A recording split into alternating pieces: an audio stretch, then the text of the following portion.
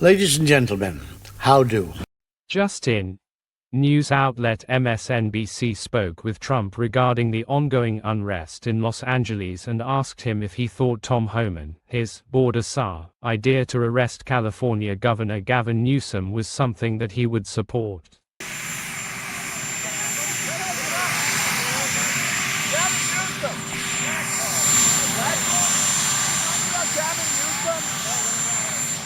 Gavin Newsom he's daring Tom Homan to come and arrest him. Should he do it? I would do it if I were Tom. I think it's great. Gavin likes the publicity, but I think it would be a great thing. He's done a terrible job. Look, I like Gavin Newsom. He's a nice guy, but he's grossly incompetent. Everybody knows. All you have to do is look at the little railroad he's building. It's about 100 times over budget. We're putting a flagpole over there. Under budget. I always do under budget. What does your intel tell you about these people causing all the problems in LA? Are they people ICE is trying to deport, or are they professional agitators? The people that are causing the problem are professional agitators. They're insurrectionists. They're bad people. They should be in jail. Thank you. Mr. President, will you invoke the Insurrection Act? This came after his Mensa Award-winning border czar, Tom, I am a living brain donor, Homan had openly expressed his wish to arrest Gavin Newsom for opposing his ICE goons coming into Los Angeles and deliberately stirring up civil unrest. Donald Trump has created the conditions you see on your TV tonight. He's exacerbated the conditions. He's, lit the proverbial match. He's putting fuel on this fire ever since he announced he was taking over the National Guard. An illegal act, an immoral act, an unconstitutional act. When an MSNBC reporter spoke with the man with the brains of a rocking horse, Tom, the living brain donor, Homan, here are some of his almost incoherent mumblings. See if you can spot the very implied threat to arrest the California governor, Gavin Newsom. And there have been threats, previously that if you stand in the way of your enforcement operations, you could be subject potentially to arrest. Are you saying that about Mayor Bass and Governor Newsom? Are they at risk of being arrested? I'll say it about anybody. You cross that line. It's a felony to knowingly harbor and conceal an illegal alien. It's a felony to impede law enforcement from doing their job. Do you think that the mayor of LA is doing that? If she crossed that line, we'll ask the DOJ to prosecute. Do I think she's crossed the line? I don't think she's crossed the line yet. He did not rule out literally arresting you, nor Mayor Bass, if you interfere in his words. He said you hadn't yet. He's a tough guy. Why doesn't he do that? He knows where to find me. The next day, our intrepid legend in his own lunchtime, Tom, the living brain donor, Homan, went back onto MSNBC to try and say that he never said what he said the day before, which is on the record. This mumbling halfwit that failed his audition for the village idiot position also has very selective memory issues. We did a 20-minute interview, and he cuts out a little clip that makes me and takes my words out of context. Here's what we said. And he talked about when I talked about these people that are these protests and rioting. When they cross the line, they got that. Well, here's why I said they have a right to protest. They have the First Amendment rights, but they can't cross that line. When he asked the questions that include Mayor Bass and Governor Newsom, I was clear they haven't crossed the line, but they're not above the law either. If they commit a crime, they certainly will ask for prosecution. That's what was happening. I never threatened to arrest Governor Newsom, so I'm not biting off on that. Sir Larry managed to get a statement from Tom, the living brain donor, Homan. He asked Homan the Inhuman what his current position on calling for the governor of California and the mayor of Los Angeles to be arrested actually is. Hi, I am Tom Homan, but you can call me Taco too, because just like my idiot boss Trump, Tom always chickens out. I threatened to arrest Gavin Newsom, and he called me out. Can you guess what I did? I chickened out because I'm Taco too.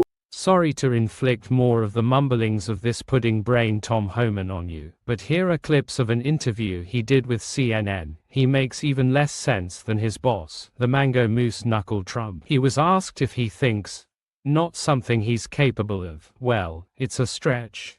It is necessary to deploy 700 Marines to Los Angeles on top of the 300 National Guard that are there without the governor, Gavin Newsom, having requested them. Being here. What we're seeing right now is the first time since 1965 that a president has actually activated a state's National Guard without a request coming from that state's governor. Why was that necessary here?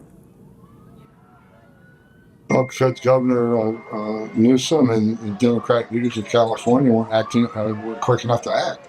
I mean, I've been here since Wednesday last week to initiate an operation, and things got out of control quickly Friday night and Saturday. And the president took quick action to deploy the National Guard to protect government property that was being destroyed, protecting our agents and officers, and protecting the general public. I think President Trump did exactly the right thing. He's trying to prevent another Minnesota from 2020, trying to prevent another Portland, Seattle tragedy. So I'm happy he deployed National Guard. Well, speaking of 2020, there was a comment that the president made then about whether or not he could deploy and activate the National Guard. I want you to listen to what he said then. We have laws. We have to go by the laws. We can't move in the National Guard. I can call insurrection, but there's no reason to ever do that, even in a Portland case. We can't call in the National Guard unless we're requested by a governor. The law, of course, has not changed since then. So what has? I'm not an attorney, and all I know is I'm on calls every day with the heads of DOD and DOJ. So we got legal minds in DOJ and DOD, and DOJ are making these decisions. So I certainly think the president's acting within the confines of the law. I mean, I'm on phone calls every day, and these lawyers are making these decisions, so I stand by it. Well, some people may look and say, if this has not been something that any president has done and hasn't happened since the 1960s, is this the worst protest that has happened since then, warranting that?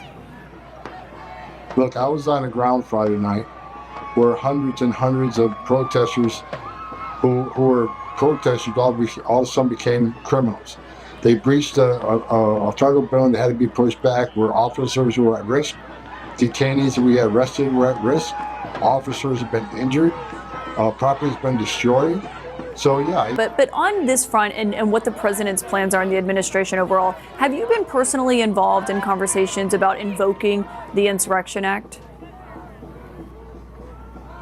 No, again, I'm here running a Title VIII immigration operation. I'm not involved in discussions, but I do know every day a conversation happens with the leadership of DOJ, DHS, and DOD on a decision going forward. I think the decisions on deployment of the National Guard and any other deployment of DOD is a decision being made by the White House along with the Department of Justice, DOD. I know those calls are happening every day. But you haven't personally been involved in conversations about invoking the Insurrection Act. Is that what you're saying? I have not. And speaking of the deployment so far, the National Guard, we've seen about 300 members arrive there so far, 2,000 activated. The San Francisco Chronicle ran an article about the very makeshift living quarters the 300 members of the National Guard were living in due to a very rushed decision made by Donnie Drumpf and pissed up Pistol Pete Pigshit aka Drunky McGroper to deploy them.